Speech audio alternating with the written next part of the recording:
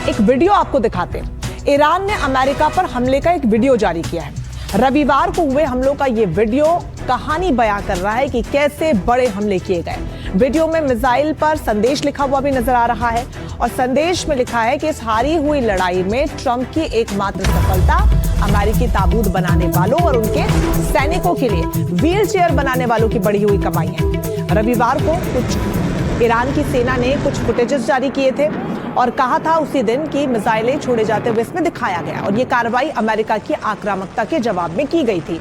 ये तस्वीरें आप देखिए कि जिस तरीके से देर रात रविवार को हमले हुए, हालांकि जिस तरीके से सीज फायर की बात हुई उसके बाद उम्मीदें नहीं की जा रही थी कि इतने बड़े स्तर पर दोनों देशों की तरफ से एक बार फिर से हमले होंगे, लेकिन रविवार को हुए हमले और सामने आए ये वीडियो एक अलग ही कहानी को गढ़ता हुआ नजर आ रहा है और वीडियो में एक बड़ा संदेश भी है और ईरान ने हमले का ये वीडियो जारी किया है और अपनी तरफ से संदेश भी लिखा है।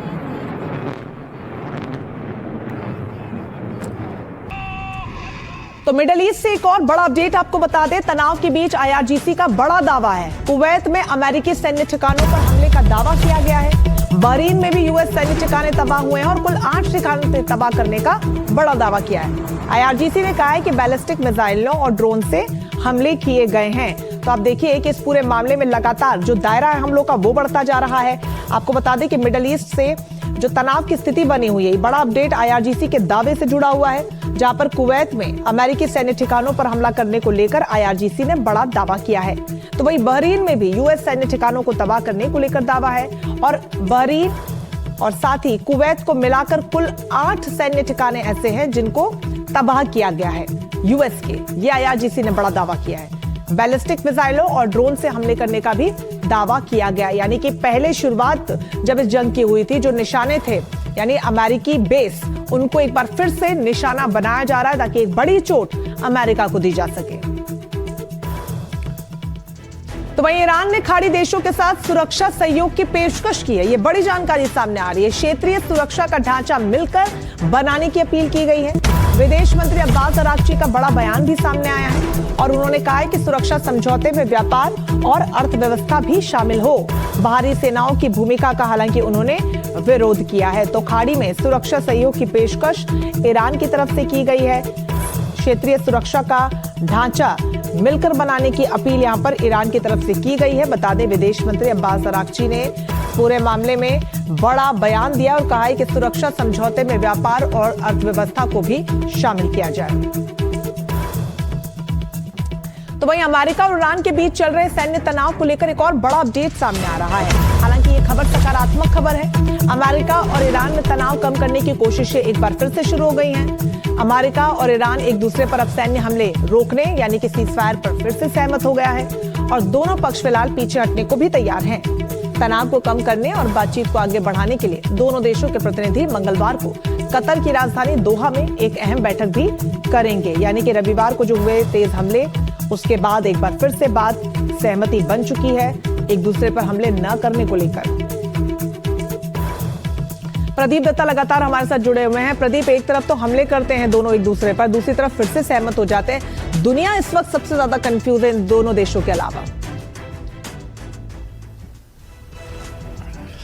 बिल्कुल आप सही कह रहे हैं। एक तरफ इतना ज्यादा तनाव हो जाता है कि एक दूसरे पर हमले शुरू हो जाते हैं। आपने देखा कि किस तरीके से अमेरिका ने लगातार 48 घंटे हमले करता रहा। उसके बाद हमने देखा जवाबी कार्रवाई और जो वीडियो आईआरजीसी ने रिलीज किया है जिसमें 8 जो थे मिलिट्री बेसिस कतर और कुवैत और बहरीन में, उनको किस तरीके से तबाह बर्बाद करने का दावा किया ईरान ने। और उसके बाद अब दोनों मुल्कों में सहमति हुई है कि एक बार फिर से डिप्लोमेसी को चांस दिया जाए और कतर में वो मिलने जा रहे हैं और वो कोशिश करेंगे कि स्ट्रेट ऑफ हॉर्मुज पर जो कन्फ्रंटेशन चल रही है, जो तनाव चल रहा है, उसको किस तरीके से कम किया जाए। क्योंकि पिछले कुछ अगर दिनों की बात करें तो एक बार फिर से स्ट्रेट ऑफ हॉर्मुज जो है बैटल ग्राउंड बन चुका है, जंग का मैदान बन चुका है। लगातार हमने देखा है कि एक तरफ तो एक दूसरे पर ब्लेम कर गेम चल रही है और दूसरी तरफ ये आदान प्रदान जिस तरीके से मिसाइल का हो रहा है, उसकी वजह से एक बार फिर से लगता है कि स्ट्रेट ऑफ हॉर्मुज में जो शिप मूवमेंट है कहीं बंद ना हो जाए। तो इस ऐसे में दोनों देश समझते हैं कि स्ट्रेट ऑफ हॉर्मुज का खुला रहना कितना इंपॉर्टेंट है, क्योंकि एक तरफ अमेरिका का नेवल ब्लॉकेट है, दूसरी तरफ डिसरप्शन है ईरान की तरफ से स्ट्रेट ऑफ हॉर्मुज को बंद करने का,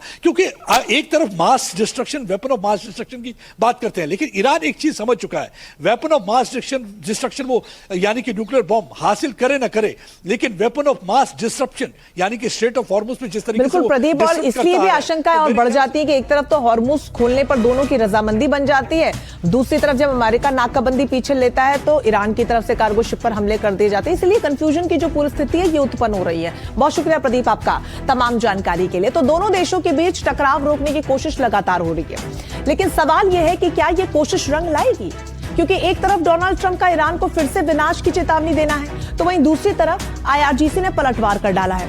सवाल यह है कि क्या यह जंग फिर से शुरू हो जाएगी।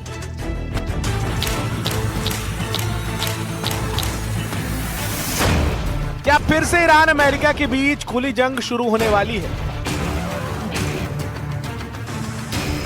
क्या दुनिया ईरान अमेरिका महायुद्ध राउंड 3 के मुहाने पर खड़ी है? ईरान अमेरिका के बीच ताजा हमलों के बाद यह सवाल उठना लाजमी है। 25 जून को ओमान के तट पर एक जहाज पर हमला हुआ, जिसके जवाब में एक दिन बाद ही अमेरिका ने ईरान के सैन्य ठिकानों पर हमला बोल दिया। अमेरिका का हमला दूसरे दिन भी जारी रहा, जिसका ईरान ने भी जवाब देने का दावा किया। अमेरिकी राष्ट्रपति ट्रंप ने हमलों के बाद एक बार फिर ईरान पर सीज फायर उल्लंघन का आरोप लगाया और उसका अस्तित्व खत्म करने की धमकी दी। ट्रुथ सोशल पर ट्रंप ने लिखा, अमेरिकी विमानों ने ईरान पर बम बरसाए, अमेरिकी विमानों ने मिसाइल ड्रोन ठिकानों पर हमला किया, ईरान ने फिर सीज फायर का उल्लंघन किया। मुमकिन है ईरान कभी नहीं सीखेगा। ऐसा समय संभव जब हम समझदारी से काम न ले पाए, सेना के जरिए काम पूरा करने को मजबूर होना पड़ेगा।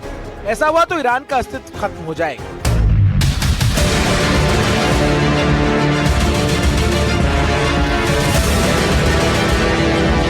अमेरिकी राष्ट्रपति ट्रंप ने पहले ईरान पर हमले के संकेत दे दिए थे। 27 जून को ईरान के पलटवार के बाद ट्रंप ने कहा था कि उनका जवाब अगले 24 घंटे में पता चल जाएगा। You said that Iran violated the ceasefire. Will they face any consequences? You'll find out. अमेरिकी उपराष्ट्रपति जेडी वैंस ने भी ईरान पर प्रतिक्रिया देते हुए कहा था कि हिंसा का जवाब हिंसा से ही दिया जाएगा।